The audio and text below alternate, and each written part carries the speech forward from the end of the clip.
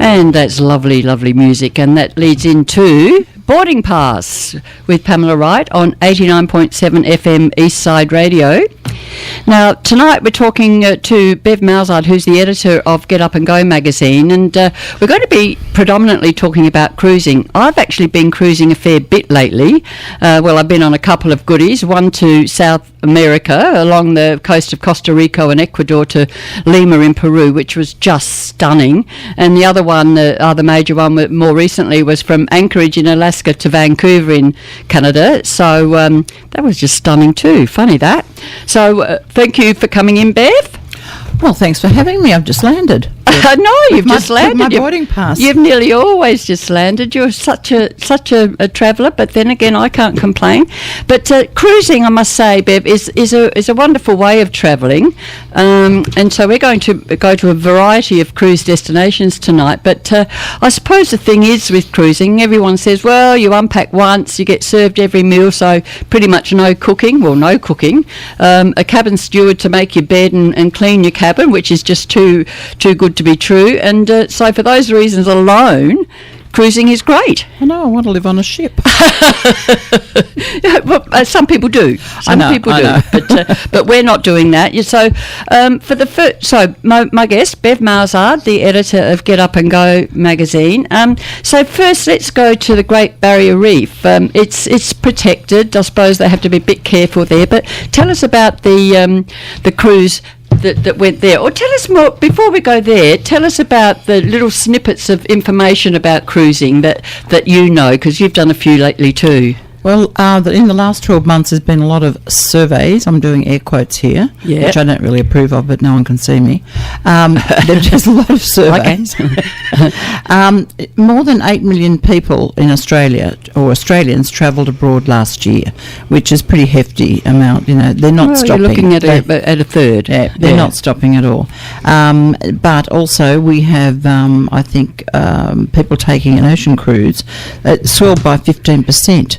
There was over 1 million people who were taking cruises last year, so it's building, and more ships are coming to Australia and picking up Aussies.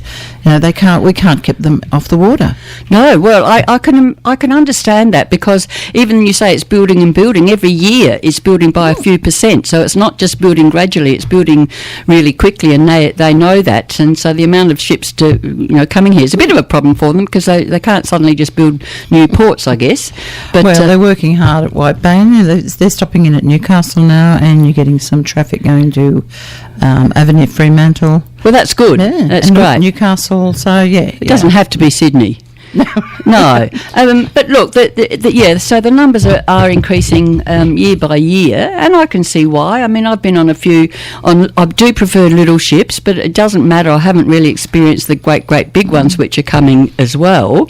But let's talk about the Great Barrier Reef, because, as I say, it is protected, but that means that ships can go there if they're organised. Yes. Well, there's a ship. We've got an article in this current issue, Revelations on the Reef by John Maddox, and he went up there and snorkeled and looked and poked around the ocean and loved it. Well, that ship was built especially for the reef. You know, there's certain conditions that it has to adhere to. The reef is in danger anyway, so let's keep it as safe as possible as we can. And, but these are the places they stop on little beaches, and there's people there who, it's like a little expedition. So you're getting experts to talk about the nature, the history of the reef, and it just makes people a bit more eco-conscious, I suppose. Sure, and they're going out scuba diving or snorkeling, or simply just looking and taking in the atmosphere. Is it just probably only a few days? Is it? It's not. It wouldn't be a long one. It would be, 3 or 4 days. Yeah, and they're nice.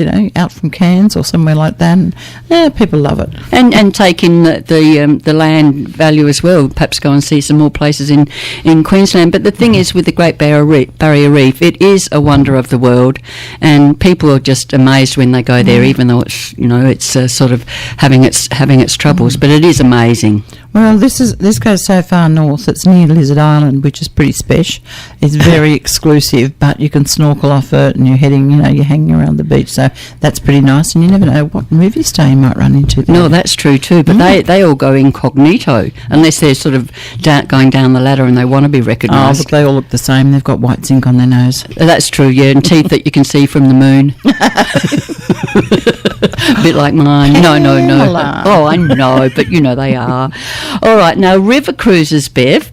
My guest in the studio is Bev Malzard, who's the editor of Get Up and Go magazine. And this is now Boarding Pass with Pamela Wright on Eastside Radio, 89.7 FM. So now let's move across for now to river cruises, which are also becoming more and more popular. A lot of people, for instance, along the Amazon, that's a very popular area, and the Mekong River in Asia.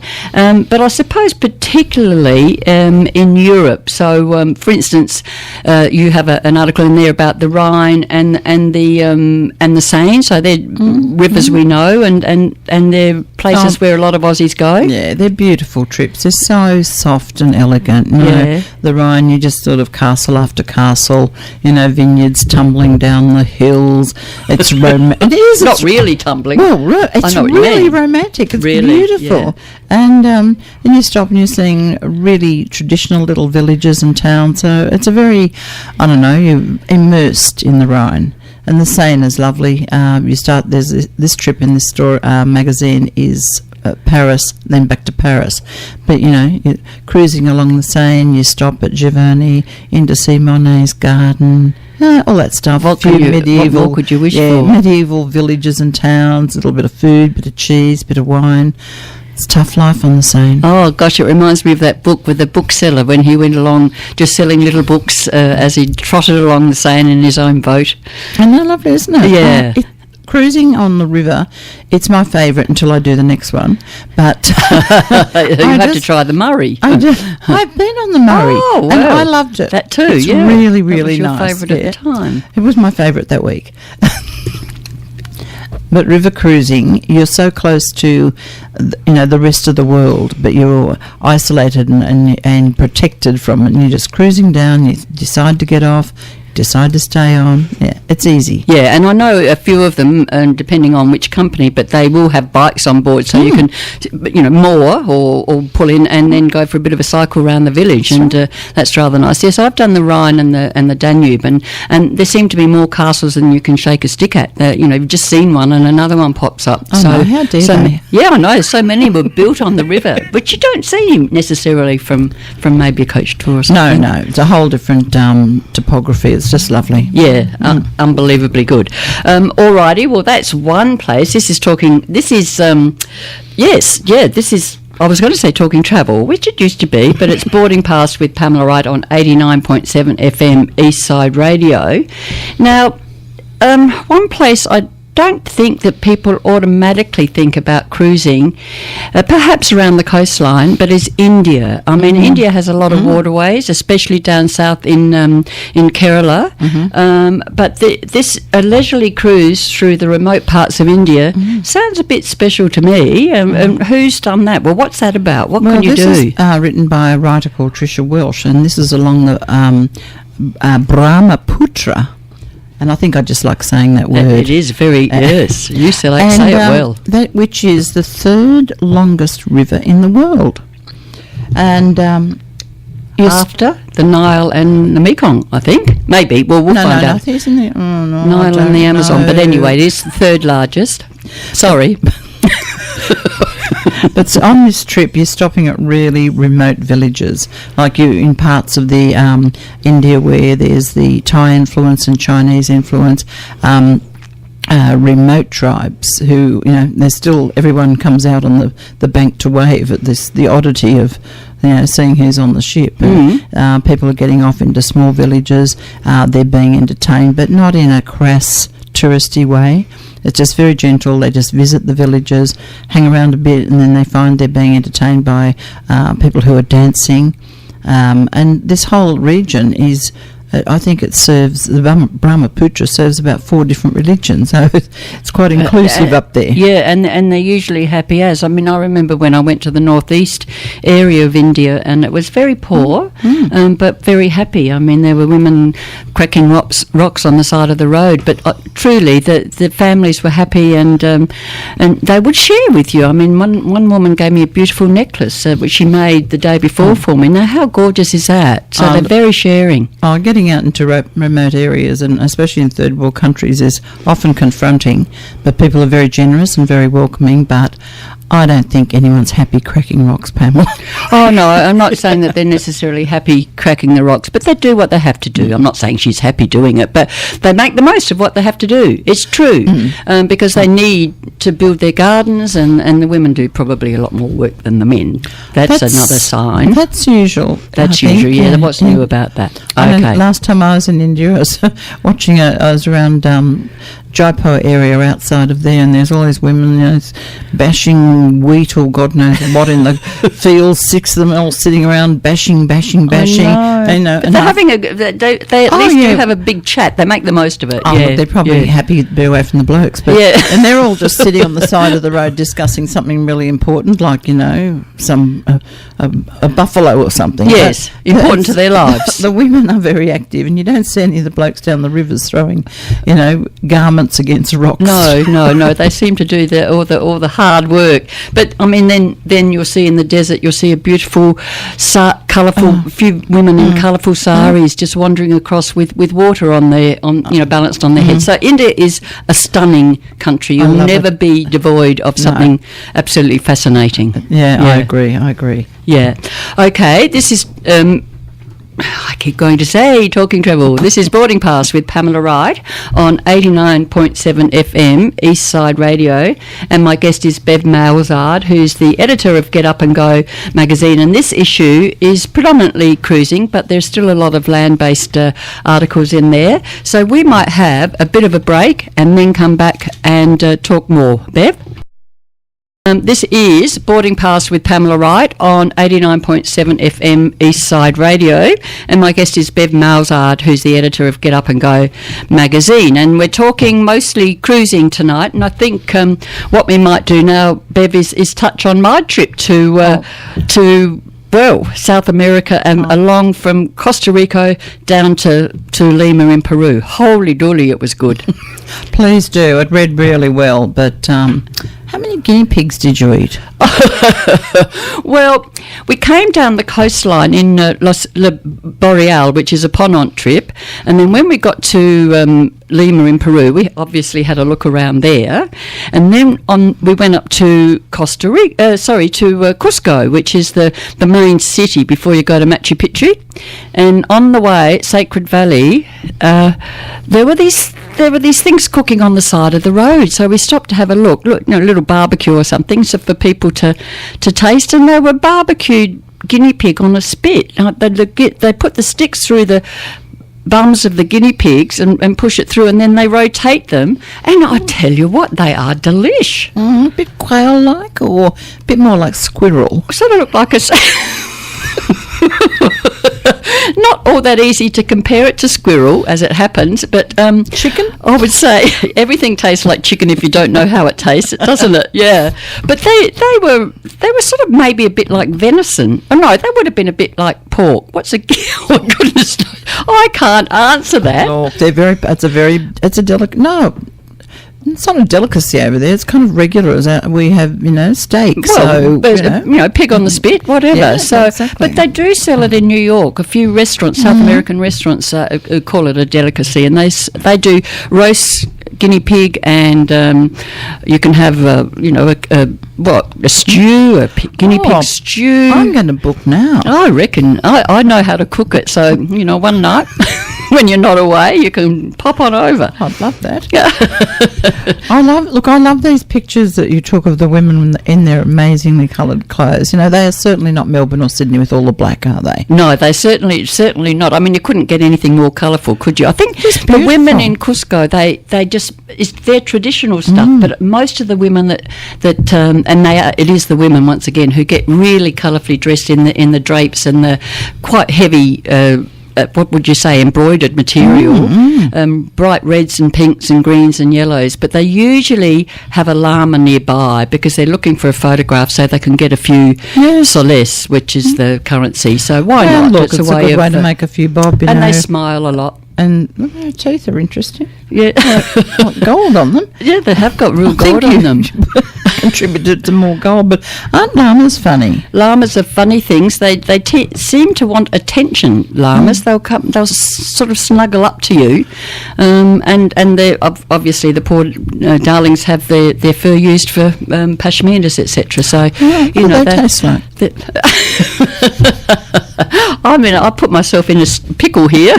I don't know what pickle guinea pigs is. But look, honestly, it was just a beautiful part of the world. And cruising down that area, calling in to Guayaquil in Ecuador and seeing some of the amazing architecture and not just the architecture, some of those old finds and the Inca ruins and the pottery, etc. Very, very nice, yeah. How long was the cruise? 13 days. So you had a chance to be at sea, but on the Ponant ships, this one was La Boreal, they're small and you've got a chance to just sort of go out on Zodiacs and do a bit of investigating. So I love that. Wow, well, you're very lucky to do that, Well, we're both very lucky. Listen to us. I know, I'm having a little bit of llama envy. Oh, llama envy. No, llamas are beautiful. I don't think they spit like camels, so you're safe when you're near them. But I actually put a photo up on my Facebook that's got four llamas staring straight at me, but I didn't say that. In fact, in my right hand I had a stick of greenery, so they were all trying to chomp on that. But it looks like they're sort of madly in love with me, these little llamas. Cute. Well, I think we better move on from there. Yep, moving on. All right, look, now let's go to land for a bit. Let's go on land, and you have recently done a trip to Innsbruck in Austria. I think you know Austria quite well. You've been a few times. I do. So what's Innsbruck got to offer? Look, Innsbruck's pretty cool. It's one of my favourite Austrian cities. Really? Okay. They're all the main cities are very individual. They've got their own charm. But Innsbruck's kind of got a little edge, and it's surrounded by mountains. It's just... So it's almost a valley? Yeah, it sits in this valley, and you're in the city, and it's all very sophisticated. And you look up, and there's these wild, beautiful mountains, still with snow on it in the middle of summer. And you can be, 5 minutes out of the city, and you can be skiing. Right. But it's beautiful. It's got the history there. It's got the lovely little golden roof of the buildings. Good food. It's outdoorsy. But it's beautiful. And so is it really good in summer and winter? It just sort of sounds winterish to me, but that's because we think of the mountains and the snow. Look, both. Because if you, in the summer, you head out of the city, not very far, up into the hills or the foot of the mountains, and there's tiny little guest houses and restaurants, and they set their wooden ones with serving local traditional food, and it's good. Do you try and sort of sit outside? I mean, is it a bit like Paris and those areas where you get lots of cafes and coffee and there's a big I've been to some of Austria, but not Innsbruck. There's a big main square in Innsbruck, and everyone was sitting outside, and I was at the air there. Probably end of autumn. It was getting cold, but not freezing cold, but everyone was sitting outside, and we went up into the mountains, and it was really lovely to, just walk in the forest.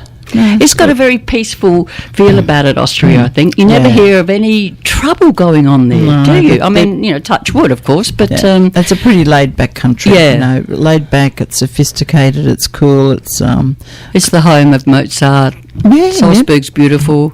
And, there's always something to celebrate in Austria. Like, there's always dead composers. That's their anniversary, or you're celebrating alive, It's not Mozart, it'll be somebody else. Yeah. But it's fabulous. But I was there last year for the Sound of Music celebrations.